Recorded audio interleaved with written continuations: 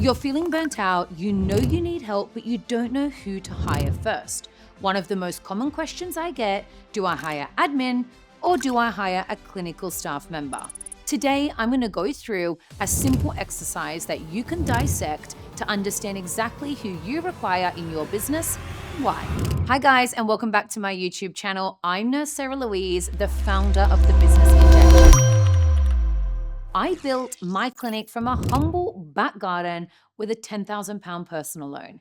Now, I have a well-established business in Manchester that's existed for 9 years, while I now move into other projects living on the other side of the world.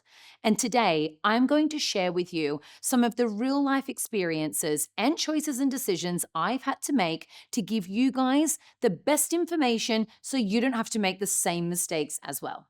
Now, most clinic owners know they need to make a decision. They know they need to bring somebody else into the business because they're feeling so burnt out, but they just don't know which way to go. Do I hire admin to take off some of the operational load, or do I bring in a clinical staff member to actually take off some of the clinical load? And it would surprise you that a lot of the time, the first hire a lot of people look to is the clinical side, which in actual fact, I'm going to teach you why that may not be the best decision you make at the beginning. Now, if you're at the crossroad of making this decision about bringing somebody else into your business, I'm going to do a little exercise with you today. We call this the Seesaw Exercise. It's weighing up how much work you actually do in the operational versus the clinical side and where you can best delegate that role to get maximum efficiency back out of your day and also into your business. Now, the first thing I want you to do, I want you to write down every single hour of work you do. Let's go through what that looks like. Not just clinic hours, everything. Appointment management, to-do lists, financial accounting, website updates, social media replies, DMs in Instagram, inquiries, WhatsApp, emails, stock orders. Everything you do, I would like you to write down exactly how much you do of that. We want to quantify this in how many hours you do. Now, one of the greatest ways to do this is break your day into 15-minute slots. Put a timer on your phone every 15 minutes. I know this is totally micromanaging, but actually it works. Every 15 minutes, write down what you did in that 15 minutes. If you can do that for 5 days out of your week, you're going to have a really good understanding where your time is going and maybe where you're wasting time, spending too much time, or could delegate to somebody else. Now, once you've done that, I want you to split them into 2 categories: clinical and operational. And which of those hours fall into each of those categories? Now, the reason we call it a seesaw is because let's look at that. If we were to observe what that would look like, would our seesaw be heavier in the operational side or would it be heavier in the clinical side? And I can guarantee you right now, there's going to be so many things in the operational side of the company that far outweigh the clinical side. And this is a bit of a realization for people when they say, wow, if I could take some of that time load off the operational side and apply that to the clinical side, maybe I don't need to hire a clinician first. Most people really underestimate the operational pile, partly because we tend to distribute this across the entire week. So little things go subtly hidden. We do things within 5 minutes. We pick up the phone, we answer an inquiry. In the meantime, we're waiting for a patient to turn up. So often these small things get lost, and that's why the 15-minute exercise really helps. So guys, picture a seesaw. Which side is going to be heavier? Once we put all of our operational tasks versus our clinical tasks, which one is going to be unbalanced? And that is going to be the key to where we need to delegate. Now, if we add it up properly, and it usually is about 15 to 25 hours a week in operational tasks. And I know that seems pretty ridiculous, but if you add up all those small times that you run out of the clinic room, you answer the phone, you do a social media, you do a stock check, you do an order, in the time that you're waiting for a patient under an LED light, or you're waiting for someone else to come into the front door, these all add up as operational tasks. Now that's almost an extra full week of working. Literally, that is someone's nearly full-time job role, 25 hours to 30 hours per week. Now, if you spend the time on that work, does that take away from your clinical side of the company? What I mean by that, are you now compromising the patient journey, the experience of the patient, because you're delegating so much more of your time and energy into operational tasks that takes away from giving your patient the optimal experience? The interesting point to note, most solo practitioners, and I bet you've been the same, you will think I need another pair of hands in the clinic room to help me. However, the real issue here is the operational support, all the things that can be done in the background to allow you to focus on your job role and your clinical time with your patients. Now, the operational pile literally eats you alive. And when you start to see the seesaw and you break down what hours you're allocating to this, you'll start to notice where you're being pulled from pillar to post.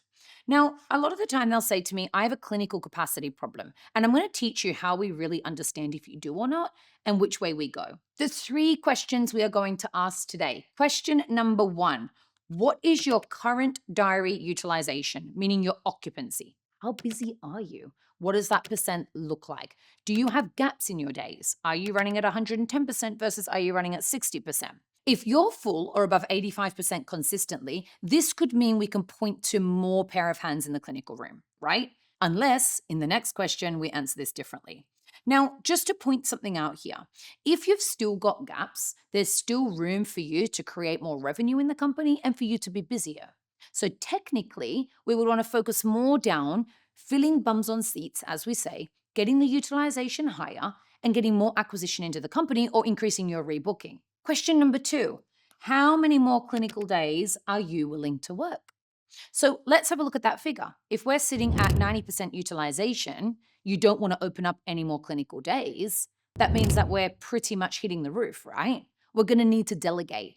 We're going to need to bring somebody else in to take some of the capacity or workload in the clinical side of the company. Now, let's also do another example. If you freed up 10 of those admin hours in the operational side of the company and allocated those to the clinical side, that may mean that you still don't need to employ someone or have someone beside you in a clinical role because now you've got an extra 10 hours per week. So that is going to give you higher earning capacity. It's going to bring up your utilization and also allow you to increase that average patient spend. Now, if you allocate that 10 hours to operational side to an admin, that means that not only is that going to be delegated to a certain person, the operational side, all of the tasks and jobs are going to be completed at such a higher level, meaning you're going to do retention. You're going to have rebooking looked after. You're going to do better diary management. Your stock orders are going to be in control.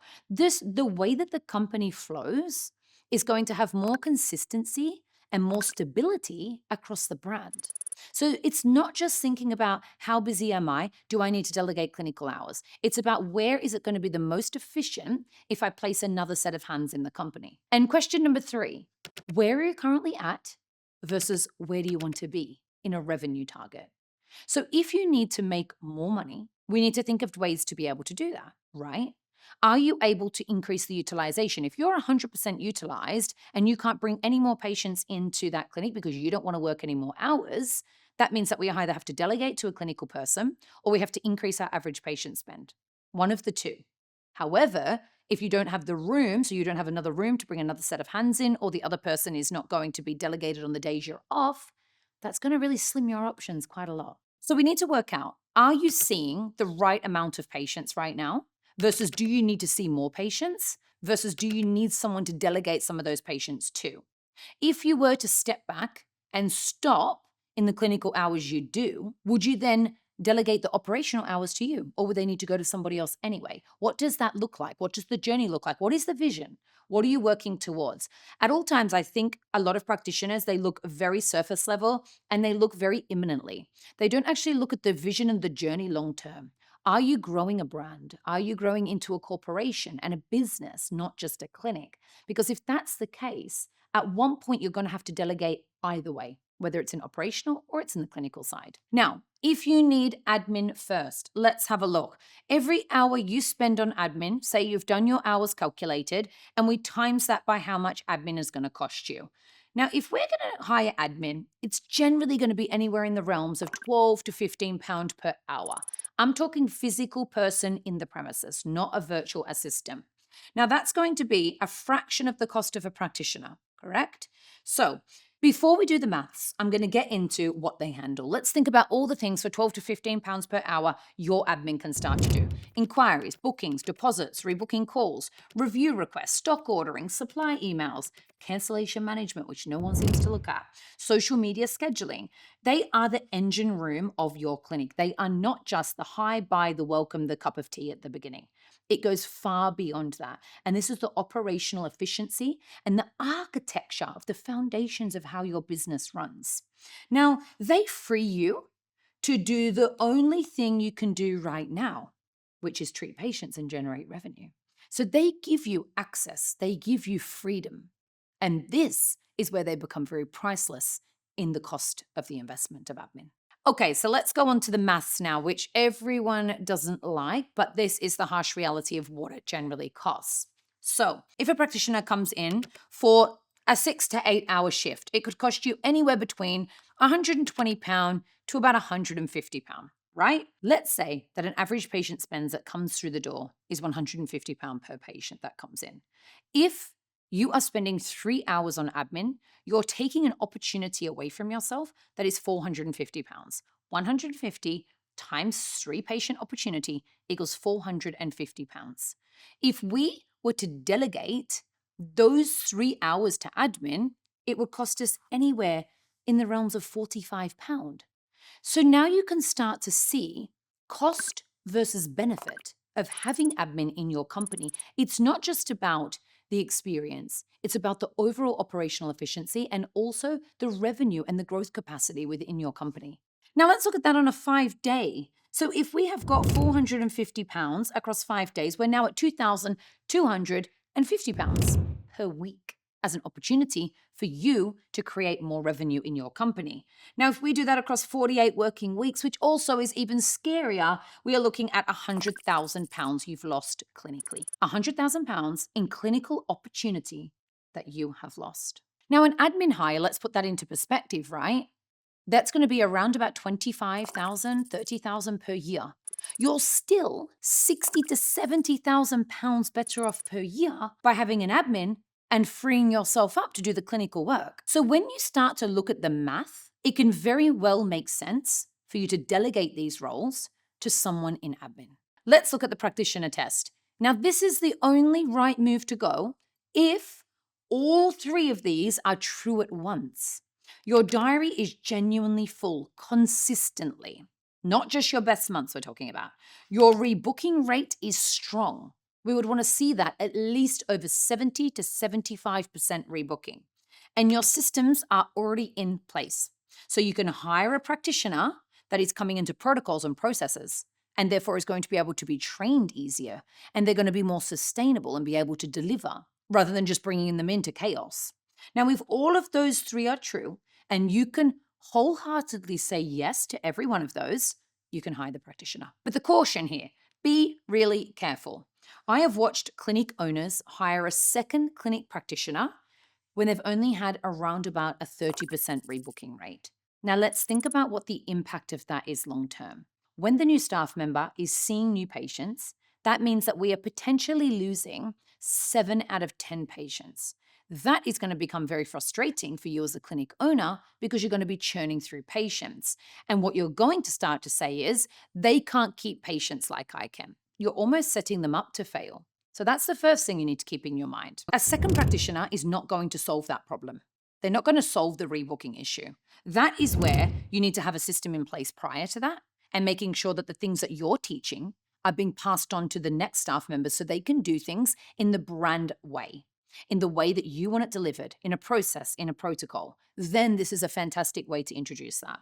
Now, you want to fix the rebooking first, correct? So if your rebooking is low, we want to bring that up first so that we're not teaching bad habits to everybody else. We then want to fix the consultation conversion to make sure that is your consultation converting to the average patient spend that we require it to be at? 250 versus 350, depending on where you're located at. Then we want to fix the operations. Have we got all of the training frameworks in place? Have we got all the audit processes, protocols, policies? Do we have everything ready for the first hire to come in and start the job swiftly to make that transition easier? And then you can hire the practitioner straight into the business and you are totally ready. But if you don't have all of these things in place first, it's not just about you being busy and them coming in to give you an extra set of hands. I know sometimes you get frustrated and you maybe don't want to do the lower value treatments. So I see a lot of practitioners wanting them to do the microneedling, the chemical peels, the facials, which is fantastic. But if you don't have these fundamentals in place, they will not be able to deliver a chemical peel versus a full face of filler. That doesn't change. What changes is the systems underpinning them to be able to deliver their job consistently and satisfactorily. Now, the best hire is going to be the one that fits your company appropriately, not the one that feeds your ego, not the one that you want to have someone beside you because they're a nice person, the one that actually suits your business model. So, by doing those types of exercises, this will become pretty clear for you. Now, as second practitioner, sounds really exciting, right? Because the team is growing, you've got someone there with you. And I know that obviously sounds a little bit better than having admin, but generally, it's the boring that does very well for a business and makes you more successful and more sustainable. Remember that. Now, you need to do your homework, guys. Do the seesaw exercise, write down the hours, pile them up into operational versus clinical, and work out where you can distribute those hours. If you were to take away the hours off the operational side, could you times that by the average patient spend, see how much opportunity you're left with versus what would that cost you if you continue to do all the admin work? This is what's going to give you clarity after today. So, guys, that is my seesaw exercise that I would like you guys to implement as soon as possible. If you're at the crossroads of wanting to know, do I hire an admin or do I hire a practitioner? Everything is strategic, everything is based off intent and purpose. In this type of decision, you do not guess. If you found this helpful or you know someone that may find this video helpful, share, like, and subscribe. And remember, guys, protect your investment.